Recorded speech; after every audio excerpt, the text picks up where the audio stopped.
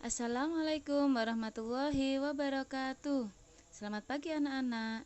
Jumpa kembali dengan Bu Nuki dalam pembelajaran IPA kelas 8 semester 1.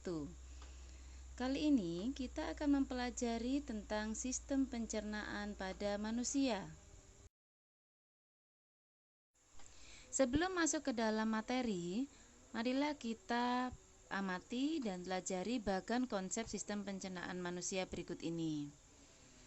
Di situ kita akan mempelajari 4 hal, yaitu mengenai nutrisi, struktur dan fungsi sistem pencernaan manusia, gangguan pada sistem pencernaan manusia, serta upaya menjaga sistem pencernaan manusia. Pada video pembelajaran kali ini, kita akan mempelajari 2 hal terlebih dahulu, yaitu nutrisi, struktur dan fungsi sistem pencernaan manusia. Sedangkan untuk gangguan pada sistem pencernaan manusia dan upaya untuk menjaganya, kita pelajari pada video berikutnya.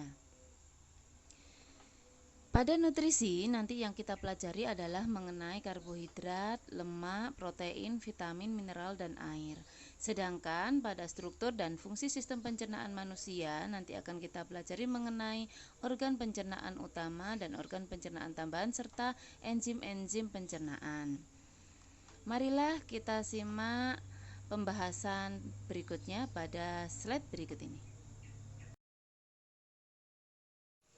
Nutrisi atau gizi adalah zat yang dibutuhkan makhluk hidup sebagai sumber energi untuk mempertahankan kesehatan, pertumbuhan, dan untuk berlangsungnya fungsi normal pada setiap jaringan dan organ tubuh. Nutrisi pada makanan berperan dalam memberikan energi dan bahan untuk pertumbuhan, perkembangan, dan perbaikan sel tubuh. Ada 6 jenis nutrisi yang terkandung dalam makanan, yaitu karbohidrat, lemak, protein, vitamin, mineral, dan air. Untuk karbohidrat, lemak, protein, dan vitamin merupakan jenis nutrisi yang dibutuhkan tubuh dalam jumlah yang banyak. Dan nutrisi ini merupakan nutrisi organik yang mengandung karbon. Sedangkan mineral dan air merupakan jenis nutrisi yang dibutuhkan tubuh dalam jumlah sedikit dan merupakan nutrisi anorganik yang tidak mengandung karbon. Jenis nutrisi yang pertama, yakni karbohidrat, adalah sumber utama energi bagi tubuh. Setiap molekul karbohidrat tersusun atas unsur karbon, hidrogen, dan oksigen. Dan tiap 1 gram karbohidrat menghasilkan 4,1 kilokalori. Pada karbohidrat ini terdapat 3 jenis, yakni gula, pati, dan serat. Gula bisa kita temukan pada makanan, yakni buah, madu, susu, dan sebagainya. Sedangkan pati bisa kita temukan pada makanan berupa umbi-umbian dan biji-bijian.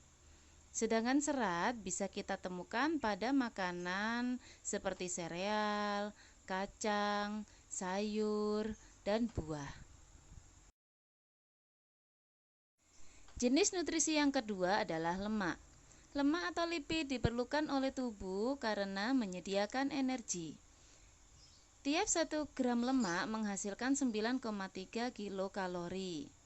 Nah, jika kita bandingkan dengan karbohidrat tadi, tiap gramnya, maka lemak menghasilkan energi lebih tinggi daripada karbohidrat pada tiap gramnya.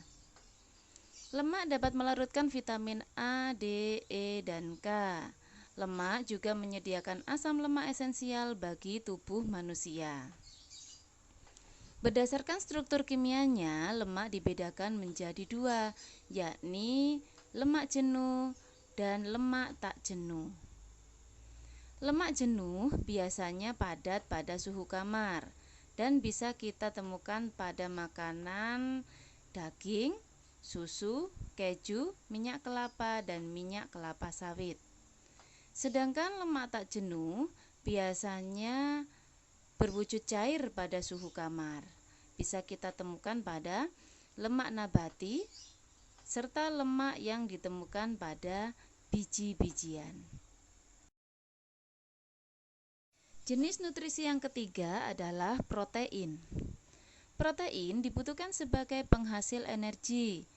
Protein berfungsi untuk pertumbuhan dan pengganti sel-sel tubuh yang rusak, pembentuk enzim dan hormon, serta pembentuk antibodi atau sistem kekebalan tubuh. Protein merupakan molekul besar yang tersusun atas sejumlah asam amino.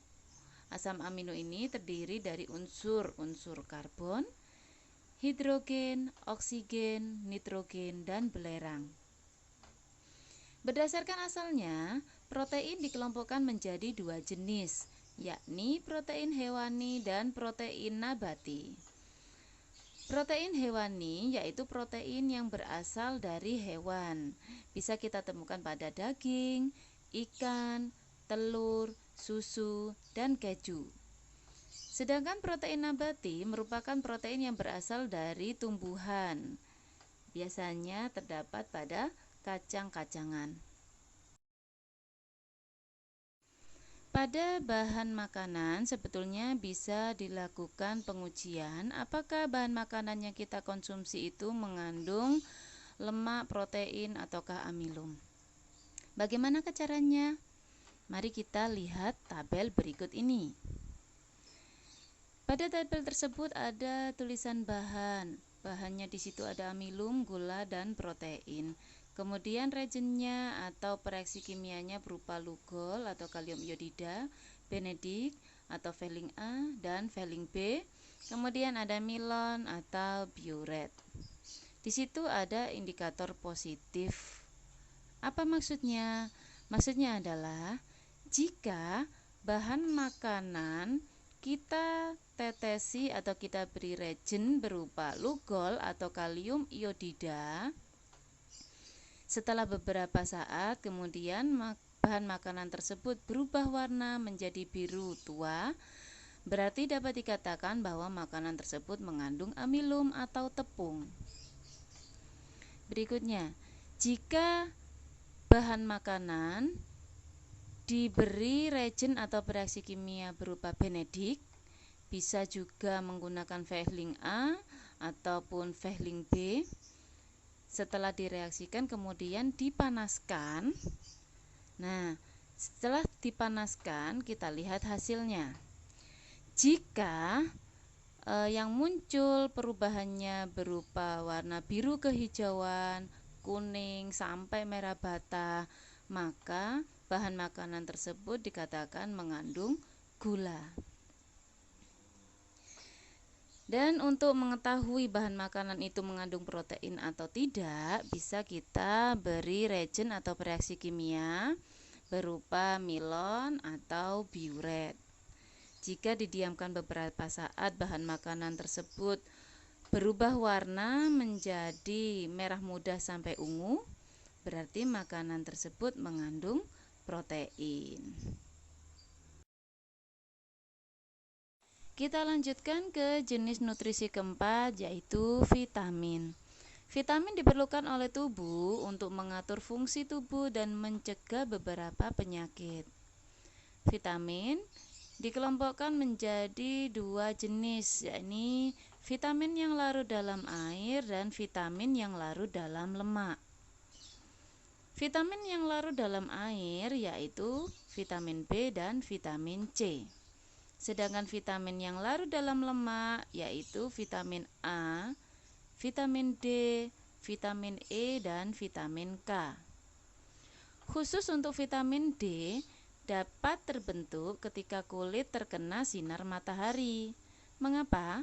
Karena di dalam tubuh kita sudah terdapat provitamin D. Dan untuk mengaktifkan provitamin D tersebut kita membutuhkan paparan sinar matahari. Pada tabel berikut ini ditampilkan jenis-jenis vitamin dan masing-masing vitamin memiliki manfaat. Serta ditampilkan juga sumber makanan apa saja yang mengandung vitamin tersebut. Bisa kalian baca dan pelajari dengan lebih detail. Jenis nutrisi yang kelima adalah mineral. Mineral berfungsi dalam proses pembangunan sel, membantu reaksi kimia tubuh, mengangkut oksigen ke seluruh tubuh, serta pembentukan dan pemeliharaan tulang.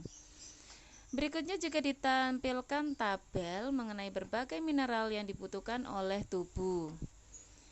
Ada kalsium, fosfor, kalium, natrium, besi, iodium, dan juga seng. Masing-masing mineral tersebut ada kegunaannya, bisa kalian baca dan pelajari. Di situ juga ditampilkan sumber makanan yang mengandung masing-masing mineral tersebut. Jenis nutrisi yang keenam adalah air. Air dibutuhkan oleh tubuh sebagai pembentuk sel dan cairan tubuh, sebagai pengatur suhu tubuh, pelarut zat-zat gizi lain dan pembantu proses pencernaan makanan, pelumas dan bantalan, sebagai media transportasi dan media pengeluaran sisa metabolisme. Perhatikan gambar tersebut. Di situ bisa kita ketahui bahwa 72% tubuh manusia tersusun atas air. Di situ juga ditampilkan prosentase atau kadar air yang terdapat pada masing-masing organ penyusun tubuh manusia. Berikutnya kita pelajari bagian yang kedua, yakni struktur dan fungsi sistem pencernaan pada manusia. Makanan diproses dalam tubuh melalui 4 tahap, yaitu ingesti, digesti, absorpsi, dan defekasi. Ingesti yaitu proses memasukkan makanan ke dalam mulut. Digesti adalah proses pencernaan, absorpsi adalah proses penyerapan, defekasi adalah proses pengeluaran. Pencernaan makanan terbagi menjadi 2 macam, yaitu pencernaan makanan secara mekanis dan kimiawi.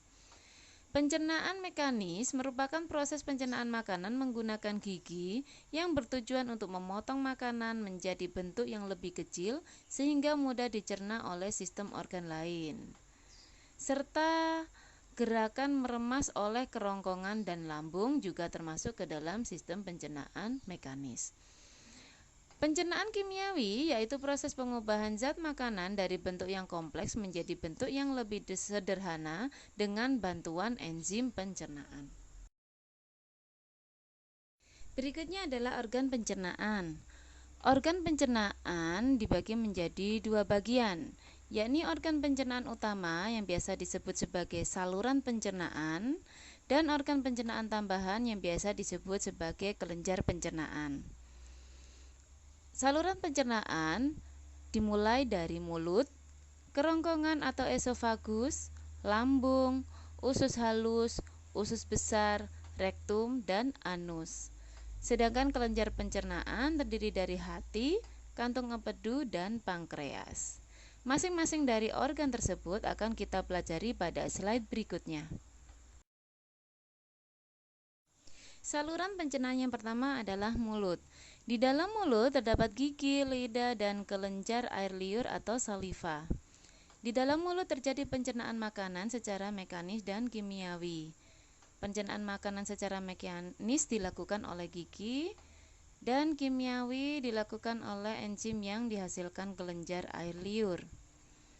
Di dalam air liur mengandung mukosa atau lendir, yaitu senyawa yang berfungsi sebagai antibakteri dan juga mengandung enzim amilase atau betialin.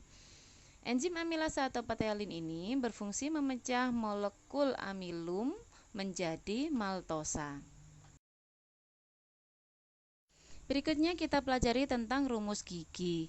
Di situ ditampilkan 2 buah gambar. Gambar sebelah kiri adalah gambar rongga mulut beserta gigi permanennya.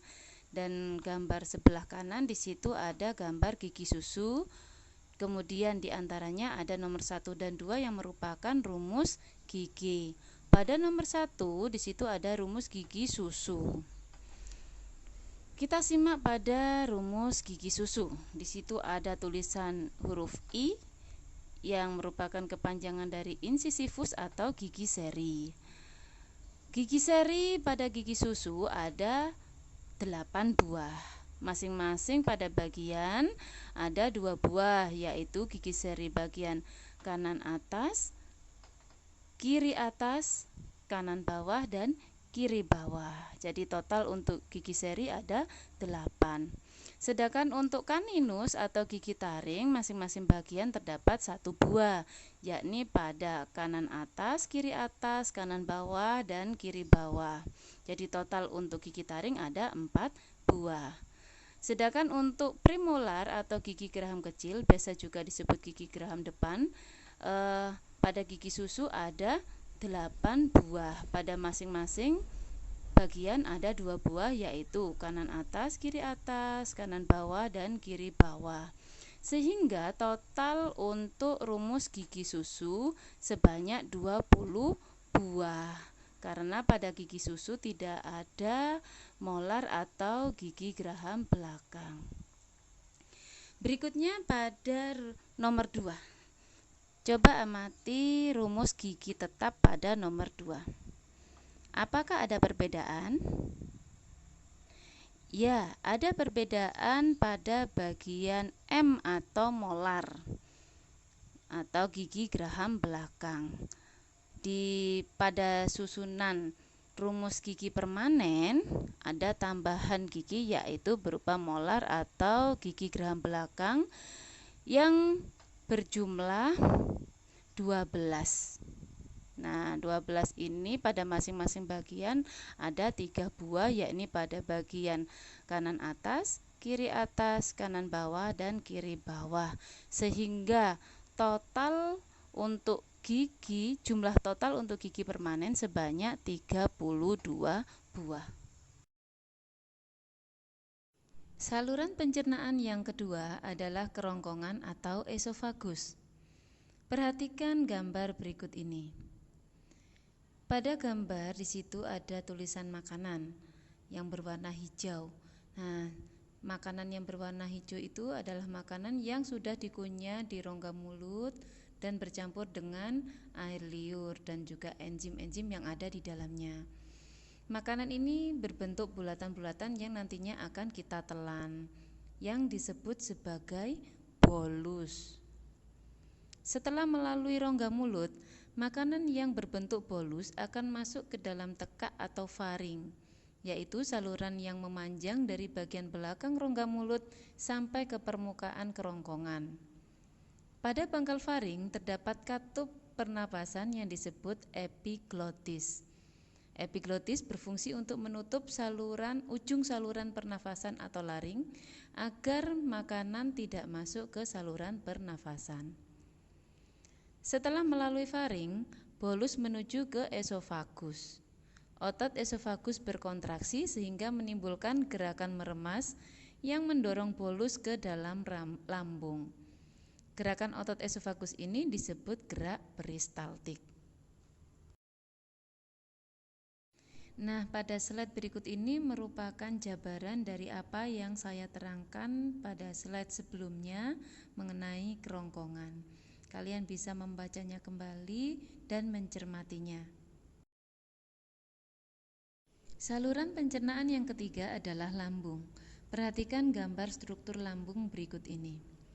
Pada dasarnya lambung dibagi menjadi 3 bagian, yaitu cardiacs yang dekat dengan bagian kerongkongan, kemudian fundus bagian yang menggembung, dan pylorus bagian yang dekat dengan usus 12 jari.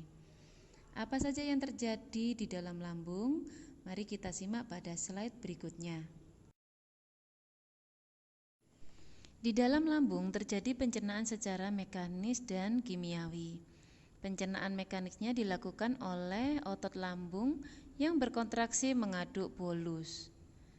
Sedangkan secara kimiawi dibantu oleh getah lambung. Getah lambung mengandung asam klorida, pepsin, dan renin. Asam klorida berfungsi untuk menjadikan ruangan dalam lambung bersifat asam dengan pH atau derajat keasaman 1-3, sehingga dapat membunuh kuman yang masuk bersama makanan. Asam klorida ini juga berfungsi mengaktifkan enzim pepsinogen yang disekresikan oleh dinding lambung menjadi pepsin, sehingga pepsin dengan adanya pepsin ini bisa memecahkan protein menjadi pepton. Sedangkan enzim renin itu sendiri berfungsi mengendapkan kasein atau protein susu. Setelah melalui proses pencernaan selama 2-4 jam di dalam lambung, bolus menjadi bahan kekuningan yang disebut kimus atau bubur usus. Kimus akan masuk sedikit demi sedikit ke dalam usus 12 jari yang pengaturannya dibantu oleh sphincter. Saluran pencernaan yang keempat adalah usus halus. Usus halus memiliki panjang sekitar 8,25 meter. Usus halus itu sendiri dibagi menjadi 3 bagian. Yang pertama adalah duodenum atau usus 12 jari. Bisa kalian lihat pada gambar yang berwarna hijau. Kemudian yang kedua adalah jejunum atau usus tengah. Bisa kalian lihat pada gambar yang berwarna kemerahan itu ya. Dan yang ketiga adalah ileum atau usus penyerapan. Pada gambar di situ diberi warna kuning. Nah, di dalam usus halus terjadi pencernaan secara kimiawi. Pada duodenum terdapat saluran yang terhubung dengan kantung empedu dan pankreas. Berikutnya kita akan mempelajari tentang duodenum yang merupakan bagian dari usus halus. Di dalam duodenum atau usus 12 jari terjadi pencernaan amilum, protein dan lemak oleh enzim-enzim yang disekresikan pankreas. Enzim apa saja yang disekresikan oleh pankreas? Nah, yang pertama adalah enzim amilase. Enzim amilase ini berfungsi mencerna maltosa menjadi glukosa. Kemudian enzim lipase akan mencerna lemak menjadi asam lemak dan gliserol. Sedangkan enzim tripsin akan mencerna pepton yang merupakan salah satu bentuk protein menjadi asam amino. Setelah melalui duodenum atau usus 12 jari, pencernaan makanan akan dilanjutkan ke jejunum atau usus tengah. Pada bagian ini terjadi pencernaan terakhir sebelum zat-zat makanan diserap melalui ileum atau usus penyerapan. Nah, di dalam ileum atau usus penyerapan ini terjadi proses penyerapan makanan.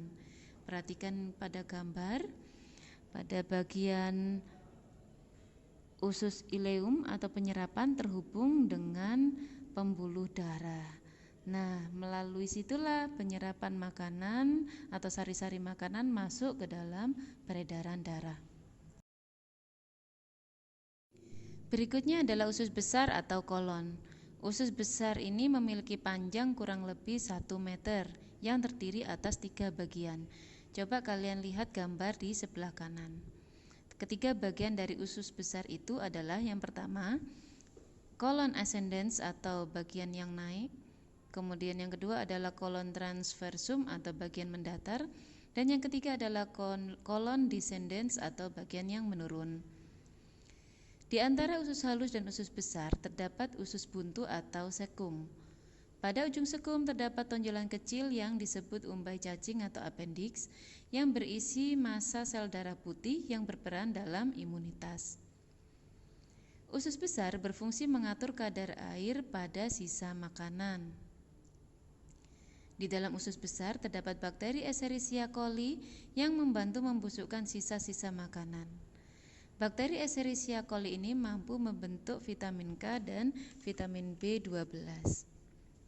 Sisa makanan yang tidak terpakai oleh tubuh beserta gas-gas yang berbau disebut tinja atau feses akan dikeluarkan melalui anus. Berikutnya mari kita pelajari tentang organ pencernaan tambahan atau yang biasa disebut sebagai kelenjar pencernaan. Kelenjar pencernaan membantu mencerna makanan dengan menghasilkan enzim-enzim yang digunakan dalam mencerna makanan secara kimiawi. Terdapat 3 organ penghasil kelenjar pencernaan. yaitu hati, kantung empedu, dan pankreas. Yang masing-masing organ ini nanti akan kita bahas pada slide berikutnya. Hati merupakan kelenjar terbesar dalam tubuh, berada pada bagian rongga perut sebelah kanan di bagian bawah diafragma. Fungsi hati yang pertama adalah menetralisir racun. Ketika dalam darah terkandung beberapa zat yang berbahaya dan bersifat racun, maka hati akan menetralisir racun tersebut sehingga tidak berbahaya bagi tubuh. Fungsi yang kedua adalah sebagai organ penyimpanan. Hati akan memindahkan zat besi dan vitamin A, vitamin D, E, K, dan B12 dari darah dan menyimpan di dalamnya. Hati juga berperan dalam menjaga keseimbangan kadar glukosa darah. Ketika kadar glukosa dalam darah rendah, hati akan melepaskan glukosa dengan cara memecah glikogen. Bahkan jika dibutuhkan, hati akan mengubah gliserol, asam lemak, dan asam amino menjadi glukosa. Selain itu, hati juga mengatur kadar kolesterol dalam darah. Kolesterol akan diubah menjadi asam kolik yang berfungsi untuk mengemulsi lemak. Sel-sel hati akan mengeluarkan getah yang mengandung kolesterol, asam kolik, garam empedu, lesitin, bilirubin, dan elektrolit. Getah ini disebut dengan getah empedu.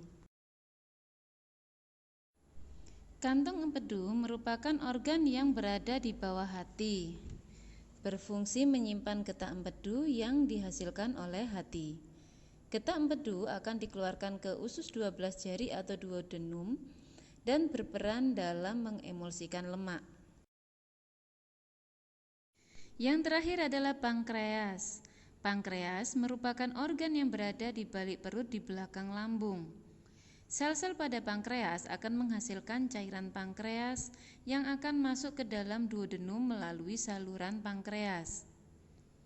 Getah pankreas mengandung sodium bikarbonat dan enzim-enzim pencernaan yang berperan dalam pemecah karbohidrat, protein, dan lemak yang sudah kita bahas pada bagian usus 12 jari sebelumnya.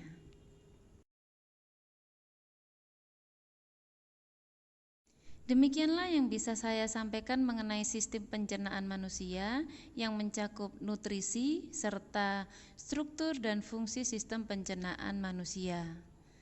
Semoga bermanfaat dan tetap semangat belajar. Wassalamualaikum warahmatullahi wabarakatuh.